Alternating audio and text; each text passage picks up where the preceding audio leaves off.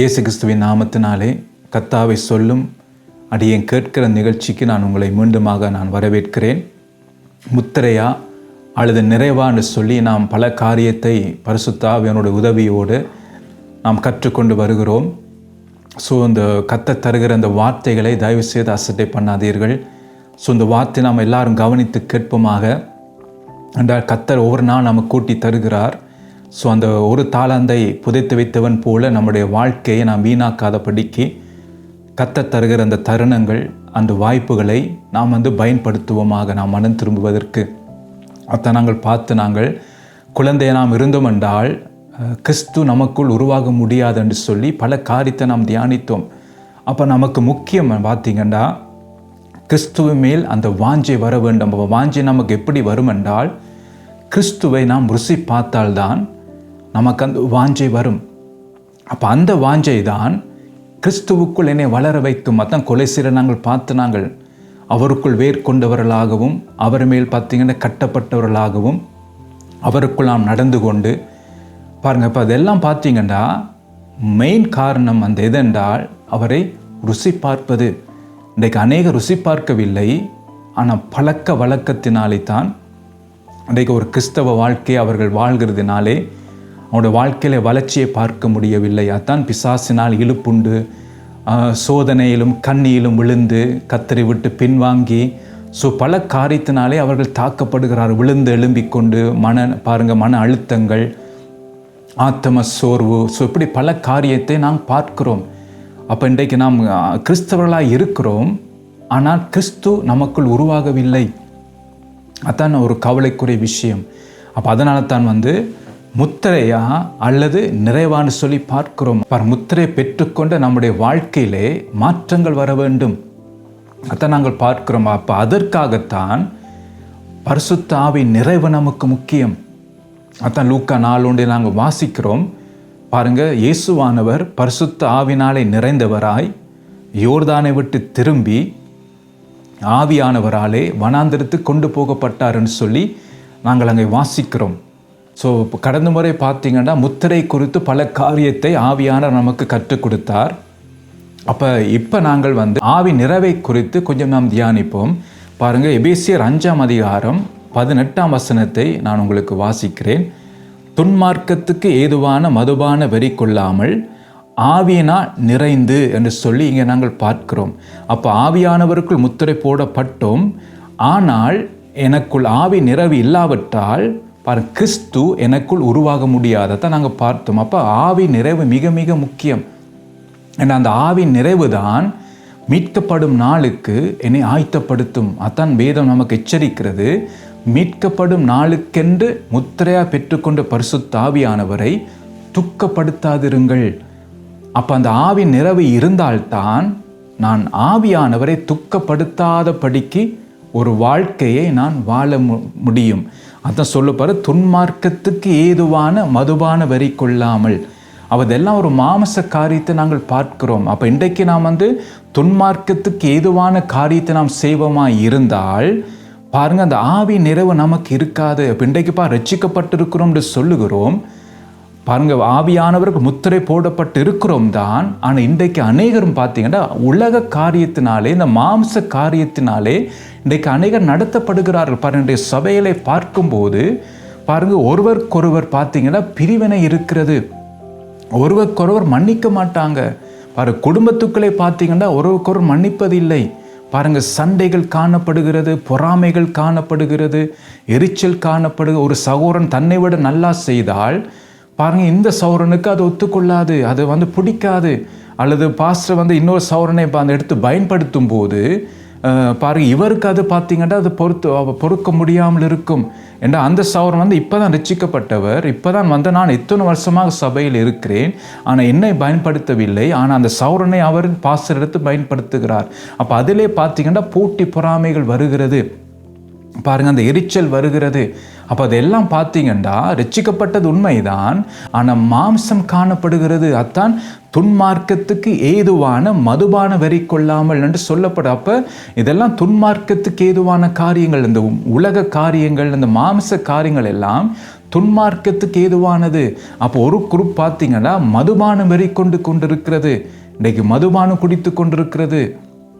இப்படி பல துன்மார்க்கத்துக்கு ஏதுவான காரியங்களை பாருங்க இங்கே நாங்கள் பார்க்கக்கூடிய விதமாக இருக்கிறது. பாருங்க, அப்போ இன்றைக்கு எல்லாரும் பார்த்தீங்கன்னா ரட்சிக்கப்பட்டு இருக்கிறார்கள் தான், ஆனால் ஏதாவது விதத்தில் அவர்கள் கட்டப்பட்டு இருக்கிறார்கள். அந்த கட்டப்பட்ட நிலைமையிலே அவர்கள் காணப்படுகிறார்கள். அப்போ அதுக்கு என்ன காரணம் என்றால் பாருங்க, முத்திரை இருக்கிறது, ஆவியானவருக்குள் முத்திரை போடப்பட்ட அந்த முத்திரை இருக்கிறது, ரட்சிக்கப்பட்டு இருக்கிறார்கள்.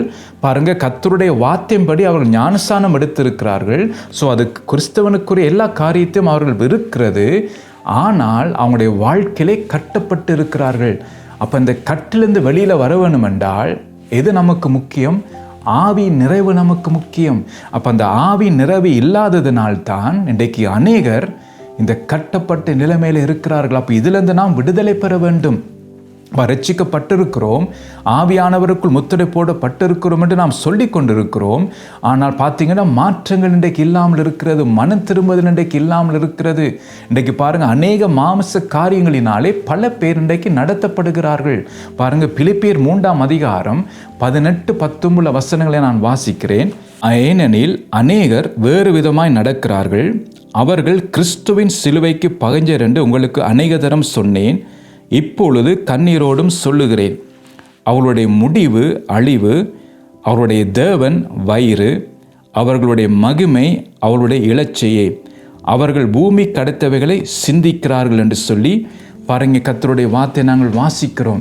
அப்போ பாருங்க, அப்போ இன்னும் பாருங்க, ஏன் மாற்றங்களிலே ஏன் மனம் திரும்பது இல்லை என்று சொன்னா இங்கே என்ன சொல்லுகிறது?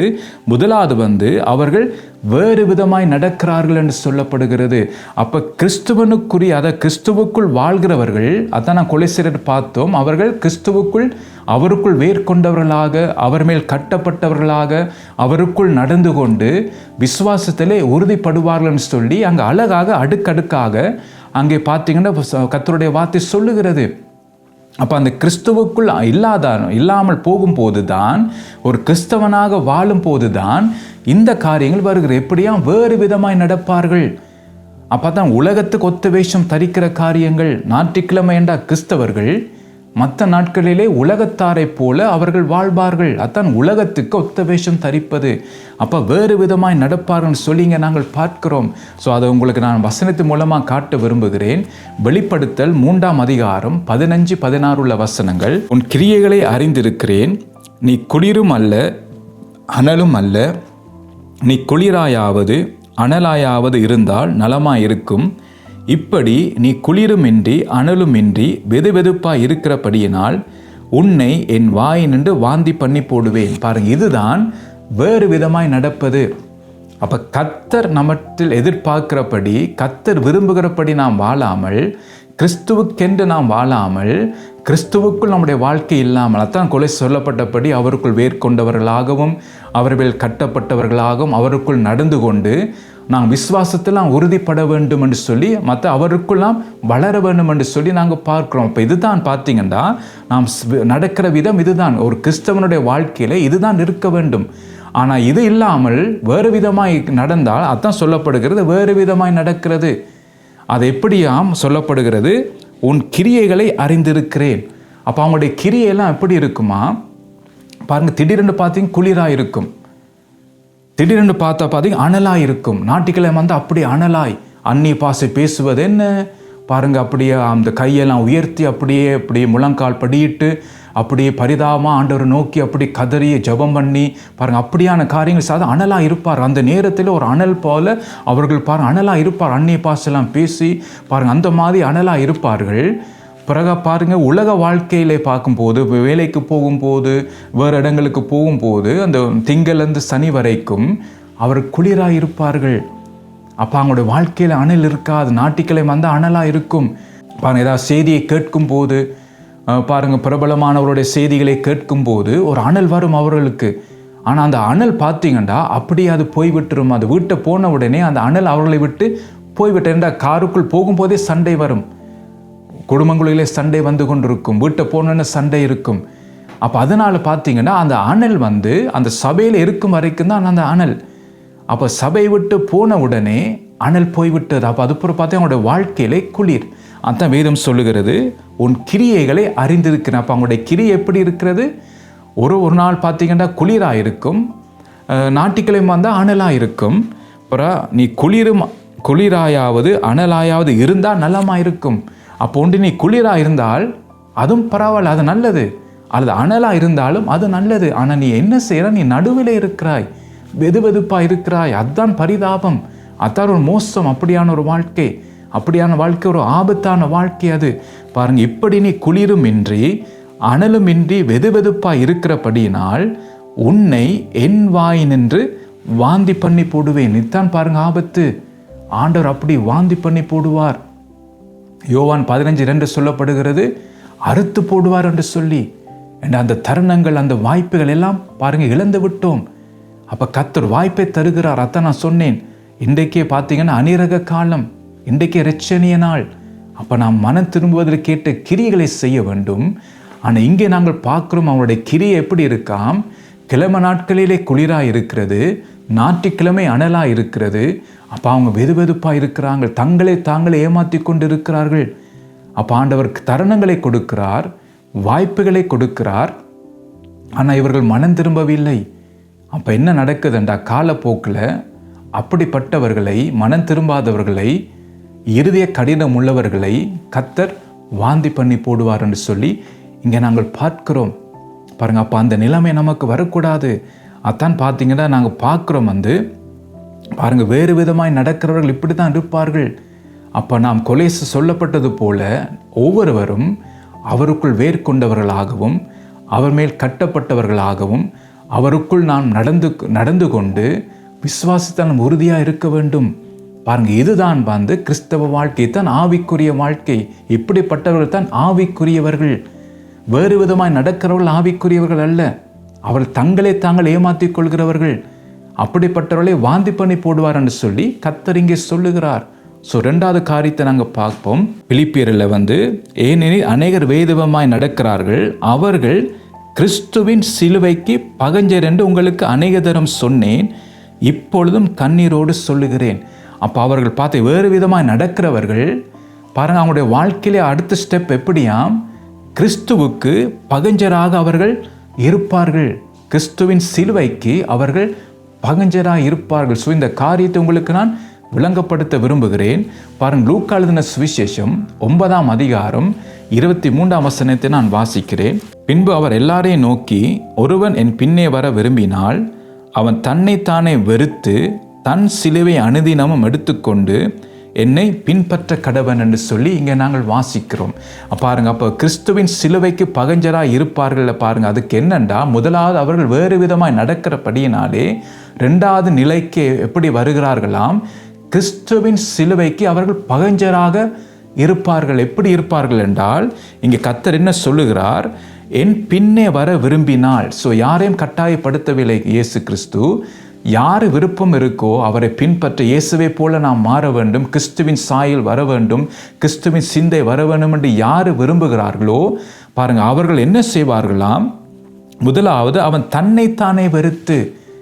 அப்போ முதலாவது பார்த்தீங்கன்னா, அந்த நான், என்னுடையது, நான் செய்தேன், என்னுடைய திறமை, என்னுடைய பணம், என்னுடைய நேரம், ஸோ இதை நான் என்று சொல்லுகிறவர் அது தன்னைத்தானே வெறுப்பது. அப்போ முதலாவது அது வர வேண்டும். இன்றைக்கு எத்தனை பேர் பார்த்தீங்கன்னா அநேக தங்களை குறித்து பேசி கொண்டிருப்பார்கள். அதான் சுயநலம். பாருங்கள், தற்பிரியர், தங்களுக்கே பிரியமாய் நடக்கிறது. அதான் இங்கே நாங்கள் பார்க்குறோம். அப்போ முதலாவது தன்னைத்தானே அவன் வெறுப்பான். அடுத்தது பார்த்தீங்கன்னா, தன் சிலுவை அனுதினமும் எடுத்துக்கொண்டு என்னை பின்பற்ற கடவன். அப்போ அதனால இந்த காரியத்தை அவர்கள் செய்யாத இருக்கிறபடியால் தான் ரெண்டாவது சொல்லுகிறது, கிறிஸ்துவின் சிலுவைக்கு பகஞ்சராய் மாறுகிறார்கள். ஏனென்றால் முதலாவது அவர்கள் தாங்களே வெறுக்கவில்லை. கர்த்தர் சொல்லுகிறார், ஒருவன் என்னை பின்பற்ற வர விரும்பினால் ரெண்டு கண்டிஷன் ஆண்டு சொல்லுகிறார். ஒன்று தன்னைத்தானே வெறுக்க வேண்டும், ரெண்டாவது தன்னுடைய சிலுவை எடுத்துக்கொண்டு அனிதினமும் அவரை பின்பற்ற வேண்டும், இயேசுவை. அப்போ இந்த காரியத்தை இவர்கள் செய்ய மாட்டேன். ஏனென்றால் அவர்கள் எப்படியாம் வேறு விதமாய் நடக்கிறவர்கள். அத்தை நாங்கள் பார்த்தோம், வேறு விதமாய் நடக்கிற எப்படியாம் அனலும் இல்லாமல் குளிரும் இல்லாமல் வெதுவெதுப்பாக இருக்கிறவர்கள் தான் வேறு விதமாய் நடக்கிறவர்கள். அப்போ அப்படிப்பட்டவர்கள் தாங்களே வெறுக்க மாட்டார்கள், தங்களுடைய சிலுவை எடுத்து இயேசுவை பின்பற்ற மாட்டார். அதுதான் அப்படிப்பட்டவர்கள் தான் கிறிஸ்துவின் சிலுவைக்கு பகஞ்சராய் மாறுகிறார்கள். பாருங்க, எவ்வளவு பாருங்க நம்ம சிந்திக்க வேண்டியதாக இருக்கிறது. அப்போ உங்களுடைய வாழ்க்கையை ஒருக்க சிந்தித்து பாருங்கள். அப்போ இந்த காரியங்கள் உங்களுடைய வாழ்க்கையில் இருக்க நீங்கள் வேறு விதமாக நடக்கிறீர்களா? அந்த வெளிப்பட சொல்லப்பட்டது போல அனலும் இல்லாமல் குளிரும் இல்லாமல் நீங்கள் இருக்கிறீர்களா? அல்லது கிறிஸ்து உங்களிடத்தில் எதிர்பார்க்கிறபடி கொலேசியர் சொல்லப்பட்டபடி அவருக்குள் வேர் கொண்டவர்களாகவும் அவருக்குள் பாருங்க கட்டப்பட்டவர்களாக அவருக்குள் நாம் நடக்கிறோமா? விசுவாச உறுதியாக இருக்கிறோமா? அதில் நாங்கள் பெருகி கொண்டிருக்கிறோமா? அந்த தான் ஆவிக்குரியவர்கள். அப்போ நான் வேறு விதமாய் நடந்தால் கர்த்தர் இன்றைக்கு உங்களுக்கு தருணங்கள் தருகிறார். ஆண்டவர் கர்த்தர் உங்களுக்கு வாய்ப்பை தருகிறார். அதை நீங்கள் மிஸ் பண்ணாதபடிக்கு மனம் திரும்புங்கள். இந்த அநேக காலத்தில் அவர் நமக்கு செவி கொடுக்கிற தேவன். இந்த இரட்சணிய நாளில் நமக்கு உதவி செய்வார். நம்ம யாரையும் கைவிட ஆண்டவர் விடமாட்டார். அவர் மனதுருக்கமுள்ள தேவன். ஆகவே இப்பயே பாருங்க, நாம் அவரை பிடித்து கொள்வோம். பாருங்க, அப்போ நாம் அந்த தருணங்களை நாம் விடக்கூடாது. கர்த்தர் நமக்கு வாய்ப்பை தருகிறார், தருணங்களை தருகிறார். ஆகவே நாம் எந்த காரணத்தை கொண்டும் நாம் வேறு விதமாய் நடக்கக்கூடாது. கிறிஸ்துவின் சிலுவைக்கு நாம் பகஞ்சராய் மாறக்கூடாது. என்றால் நாம் கிறிஸ்துவின் சிலுவைக்கு நாம் பகஞ்சராய் மாறணும் என்றால் பாருங்க, நாம் அந்த வேறு விதமாய் நடக்கிறோம். என்றால் கர்த்தருடைய சிலுவை அதான் சொல்லப்படுகிறது, என்னுடைய சிலுவை நான் அனுதினம் எடுத்து அவருக்கு நான் பின் செல்வேன். அப்போ எனக்கு சிலுவை தேவை. அப்போ நான் பகஞ்சனா ஆனால் அந்த சிலுவை நான் தூக்கி நான் அவருக்கு பின் செல்ல மாட்டேன். அப்போ முதலாவது நான் என்னை நான் வெறுக்க வேண்டும். என்னுடைய சிலுவை நான் அனுதினம் எடுத்து அவருக்கு நான் பின் செல்ல வேண்டும். அப்போ கர்த்தர் தருணங்களை தருகிறார். பாருங்க, வசனத்தை வாசிக்கிறேன். சங்கீதம் 2ஆம் அதிகாரம் 12ஆம் வசனம் சொல்லுகிறது, குமாரன் கோபம் கொள்ளாமலும் நீங்கள் வழியிலே அழியாமலும் இருக்கும்படிக்கு அவரை முத்தம் செய்யுங்கள். கொஞ்ச காலத்திலே அவருடைய கோபம் பற்றி எரியும். அவரை அண்டிக் கொள்கிற யாவரும் பாக்கியவான்கள். அப்போ நானும் நீங்களும் அவரை அண்டிக் கொள்வோம். பாருங்க, அவருடைய கோபத்துக்கு முன்பாக நிற்க முடியாது. அவர் இரக்கமுள்ளவர் தான், கிருபை உள்ளவர் தான். யாருக்கெண்டா மனம் திரும்புபவர்களுக்கு. இறுதி கடினம் உள்ளவர்களை நாங்கள் பார்த்தோம். இஸ்ரவேல் ஜனங்களை நாங்கள் பார்த்தோம். மனாந்தரத்திலே வழியிலே மாண்டார்கள். அதான் சொல்லப்படுகிறது. பாருங்க, நீங்கள் வழியிலே அழியாமல் இருக்கும்படிக்கு. இப்போ இந்த காரியம்தான் இஸ்ரவேல் ஜனங்களுக்கு நடந்தது. எகிப்திலிருந்து எல்லாரும் ஒரு நோக்கத்தோடு புறப்பட்டவர்கள் தான். கானான் தேசத்துக்கு போகிறோம், பாலும் தேடும் ஓடுகிற தேசம் என்று சொல்லி போனார்கள். ஆனால் ஆண்டவரை கோபப்படுத்தினார்கள், முரட்டாட்டம் பண்ணினார்கள், முறுமுறுத்தார்கள். பாருங்க, வழியிலே அழிக்கப்பட்டார்கள். அப்போ நானும் நீங்கள் நித்திய ஜீவனுக்குள் பிரவேசிக்க வேண்டும் தான். அப்போ இந்த வழியிலே நாம் அழியக்கூடாது. அதான் அவர் வாந்தி பண்ணி போடுவேன் என்று சொல்லுகிறார். அனலும் இல்லாமல் குளிரும் இல்லாமல் இருந்தால் யோவானிலே நாங்கள் பார்த்தோம் 2ஆம் அதிகாரத்திலே அறுத்து போடுவார் என்று சொல்லப்படுகிறது. அப்போ அந்த நிலைமை வரக்கூடாது. அப்போ வழியிலே பாருங்க சொல்லப்பட்டபடி அழியாமல் இருக்க வேண்டும். அப்போ நாம் என்ன செய்ய வேண்டும்? அவரை முத்தம் செய்ய வேண்டும். அதான் அவருடைய பாதம் மரியாள் செய்து தெரிந்து கொண்ட பாருங்க நல்ல பங்கு அது. அவருடைய பாதத்தில் அமர்ந்திருப்பது, அவருடைய பாருங்க அவருடைய பாதத்தை ஓயாமல் முத்தம் செய்வது, அவருடைய பாதத்திலே காத்திருப்பது, அவருடைய சமூகத்திலே காத்திருப்பதை குறிக்கிறது. அதான் சொல்லப்படுகிறது, அவரை முத்தம் செய்யுங்கள், அவருடைய சமூகத்திலே காத்திருங்கள். பாருங்க, கொஞ்ச காலத்தில் அவருடைய கோபம் பற்றி எரியும். அவரை அண்டிக் கொள்ளுகிற யாவரும் பாக்கியவான்கள். அப்போ இன்றைக்கு நானும் நீங்கள் ஒரு முடிவெடுப்போம். அவரை நாம் அண்டிக் கொள்வோம். அப்போ நாம் மனம் திரும்ப வேண்டும். பாருங்க, அத்தனை காரியம் சொல்லப்படுகிறது. பாருங்க, அடுத்த காரியம் கிறிஸ்துவின் சிலுவைக்கு பகஞ்சராக இருப்பார்கள். அடுத்த காரியத்தை நாங்கள் பார்ப்போம். ரோமர் 6ஆம் அதிகாரம் 6ஆம் வசனத்தை எடுத்துக்கொள்ளுங்கள். நாம் இனி பாவத்துக்கு ஊழியம் செய்யாதபடிக்கு பாவ சரீரம் ஒளிந்து போகும் பொருட்டாக நம்முடைய பழைய மனுஷன் அவரோடு கூட சிலுவையில் அறையப்பட்டதென்று அறிந்திருக்கிறோம் என்று சொல்லி இங்கே நாங்கள் பார்க்கிறோம். அப்போ சிலுவைக்கு நாம் பகஞ்சராய் மாறினால், அதாவது கிறிஸ்துவின் சிலுவைக்கு பகஞ்சராய் மாறினால் என்ன நடக்கும் என்றால், பாருங்க, அவரோடு கூட சிலுவையில் அறையப்பட்டதென்று அறிந்திருக்கிறோம் என்று சொல்லி, அப்போ நாம் அவரோடு கூட சிலுவையில் அறையப்பட மாட்டோம். அப்போ நாம் அவரோடு கூட நாம் சிலுவையில் அறையப்பட வேண்டும். அத்தன் வைரம் சொல்லுகிறது, ஏன் நாம் அவரோடு கூட சிலுவையில் அறையப்பட வேண்டும் என்றால், இனி பாவத்துக்கு ஊழியம் செய்யாதபடிக்கு, அடுத்தது இந்த பாவ சரீரம் ஒளிந்து போகும் பொருட்டாக. அப்போ அதற்காகத்தான் நான் கிறிஸ்துவோடு கூட சிலுவையில் அறையப்பட வேண்டும். ஏனென்றால் இந்த சரீரம் பாருங்க, இந்த பாவத்துக்கு நான் ஊழியம் செய்யாத படிக்க நான் இருக்க வேண்டும். இன்றைக்கு அநேகர் பார்த்தீங்கன்னா இந்த பாவத்துக்கு ஊழியம் செய்து கொண்டு இருக்கிறார்கள். ஒரு பக்கம் ஆண்டவர் கிறிஸ்துவுக்கு ஊழியம் செய்கிறார்கள், அதே நேரம் பார்த்தீங்கன்னா பாவத்துக்கும் ஊழியம் செய்கிறார்கள். என்ற பாவ அவளை நடத்துகிற விதமாக அவர்கள் நடக்கிறார்கள். பாவம் எப்படி அவளை நடத்துகிறதோ அப்படி அவர்கள் நடந்து கொண்டிருக்கிறார்கள். அதான் பாவத்துக்கு ஊழியம் செய்வது. அதுக்கு என்ன காரணம் என்றால், ஏனென்றால் யாரு கிறிஸ்துவின் சிலுவைக்கு பகஞ்சராய் மாறுகிறார்களோ அவர்கள் பாருங்க பாவத்துக்கு ஊழியம் செய்கிறவர்கள். அடுத்தது பார்த்தீங்கன்னா அவர்களுடைய வாழ்க்கையில இந்த பாவ சரீரம் ஒளிந்து போகாது. அப்போ அவர்கள் ஆதாமின் சாயலை தரித்து கொண்டு இருப்பார்கள். அதான் அந்த கோபங்கள், கசப்புகள், எரிச்சல்கள், பொறாமைகள், வாக்குவாதங்கள், சண்டை பண்ணுவது, முறுமுறுக்கிறது, பாருங்க புறம் கூறுவது, இதெல்லாம் பார்த்தீங்கன்னா மாமிச காரியங்கள். அப்போ இது என்ன செய்ய வேண்டும் என்றால், நாம் சிலுவையிலே நாம் அறைய வேண்டும். அதான் நீங்க சொல்லப்படுகிறது, பாவ சரீரம் ஒளிந்து போகும் பொருட்டாக நம்முடைய பழைய மனுஷன் அவரோடு கூட சிலுவையில் அறையப்பட்டதென்று அறிந்திருக்கிறோம். அப்ப சிலுவை நமக்கு முக்கியம். அதான் சொல்லப்படுகிறது. ஒன்று பார்த்தீங்கன்னா பாருங்க, சிலுவை நாம் சுமந்து போக வேண்டும். ஒவ்வொரு நாளும் பாருங்க நம்முடைய சிலுவை நாம் சுமந்து அவருக்கு பின்னால் நாம் போக வேண்டும். அது நம்மை நாமே வெறுக்க வேண்டும். அடுத்தது பார்த்தீங்கன்னா பாவத்துக்கு ஊழியம் செய்யாதபடிக்கு இந்த பாவ சரீரம் ஒளிந்து போவதற்காக நம்முடைய பழைய மனுஷனை நாம் அவரோடு கூட சிலுவையெல்லாம் அறைய வேண்டும். அதுதான் சிலுவை நமக்கு முக்கியம். அதான் இங்கே சொல்லப்படுது. அப்போ இப்படிப்பட்ட வேறு விதமாய் நடக்கிறவர்கள் பாருங்க இதெல்லாம் செய்ய மாட்டார்கள்.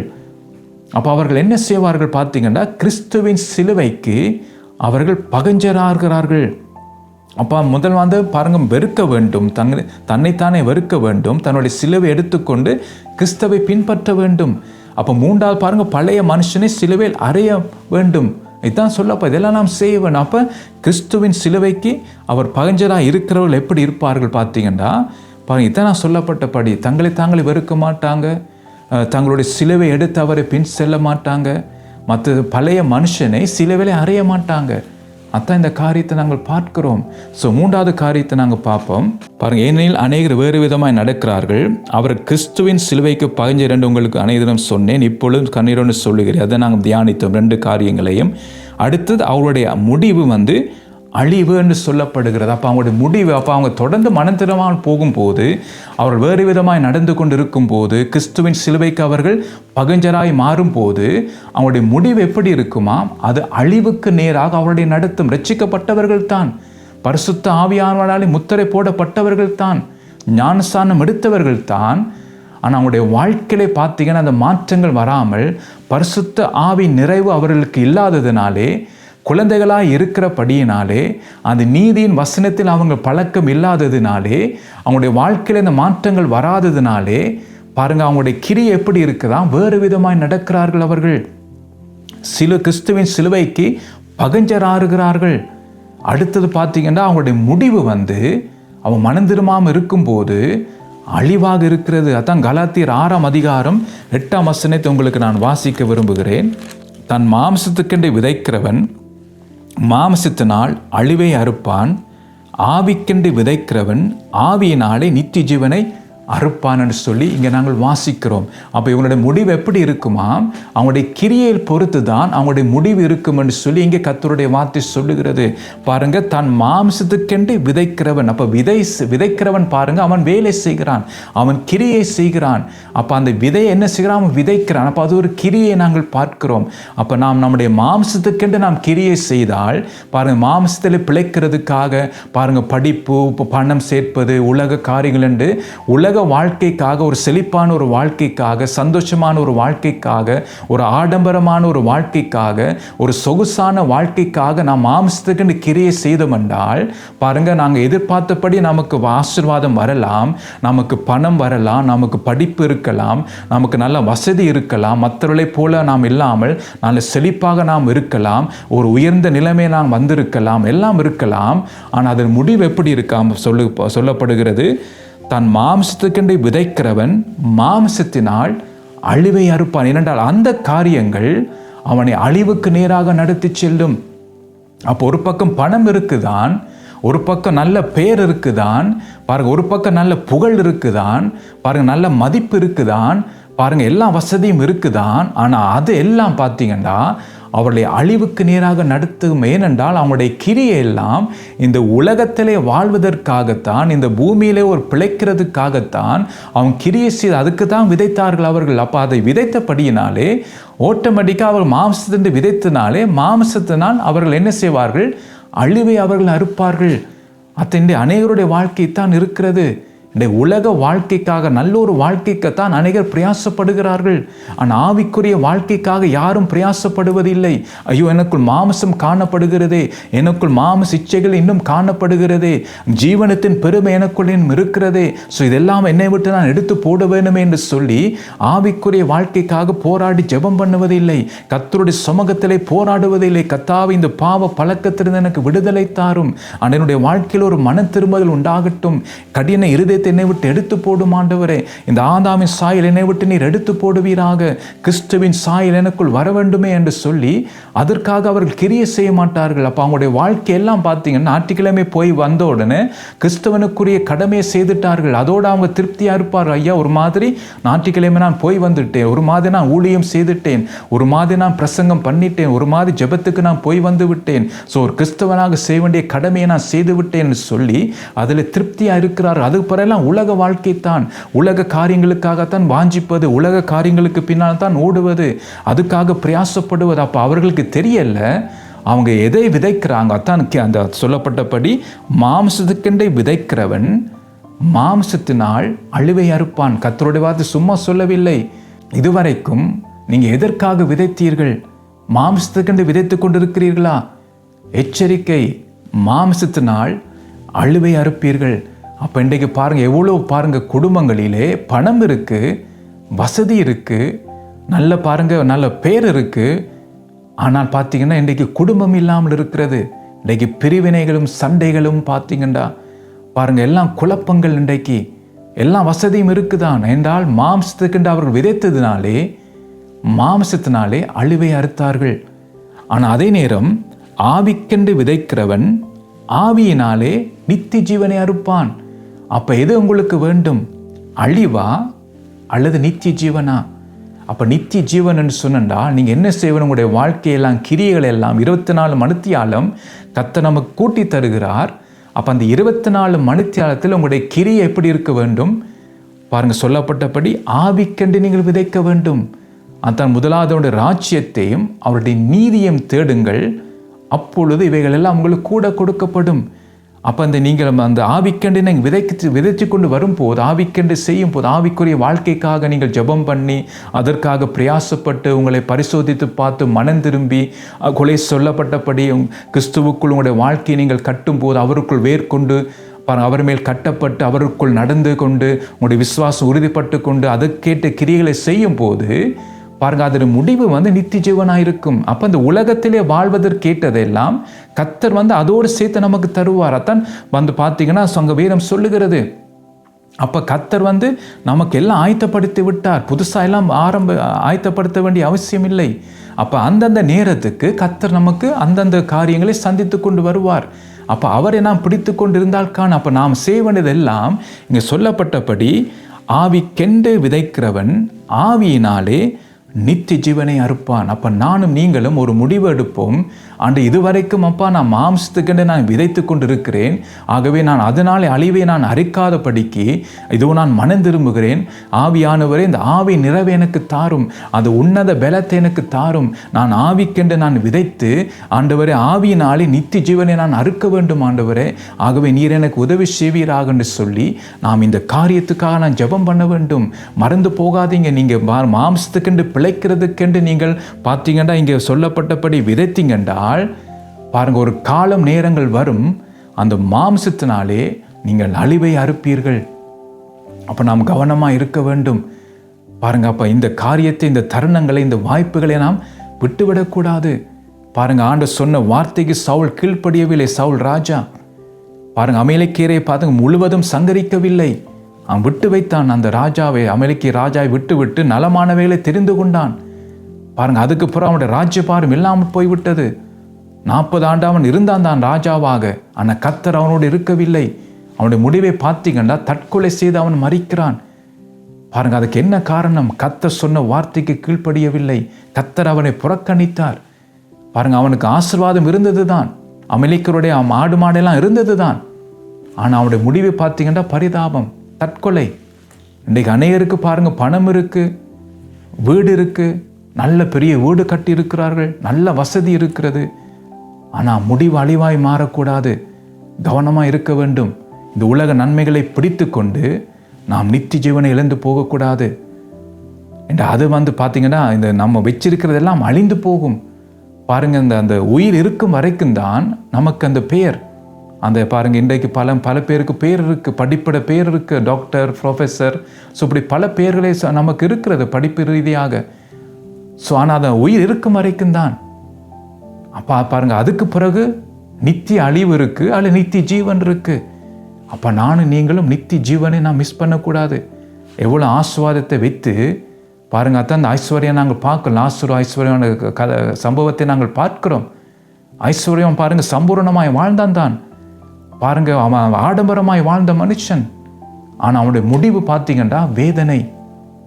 அப்போ இந்த நிலைமை நமக்கு வரக்கூடாது. அதுதான் கர்த்தர் நமக்கு எச்சரிக்கிறார். ஆகவே நாம் மாம்சத்தினாலே, நாம் சொல்லப்பட்டபடி மாம்சத்துக்கென்று விதைக்கிறவன் மாம்சத்தினால் அழிவை அறுப்பான், ஆவிக்கென்று விதைக்கிறவன் ஆவியினாலே நித்திய ஜீவனை அறுப்பான்னு சொல்லி கர்த்தருடைய வார்த்தை சொல்லுகிறது. ஸோ பாருங்க, இந்த காரியத்தை கவனமாய் மனதில் எடுத்துக்கொள்ளுங்கள், மனம் திரும்புங்கள். நம்முடைய மீட்பர் வரப்போகிறார். நானும் நீங்களும் ஆயத்தப்படுவோமாக. ஸோ அடுத்த முறைக்கு கர்த்தருடைய வார்த்தை தொடர்ந்து தியானிப்போம். கர்த்தர் தாமே உங்களை ஆசீர்வதிப்பாராக.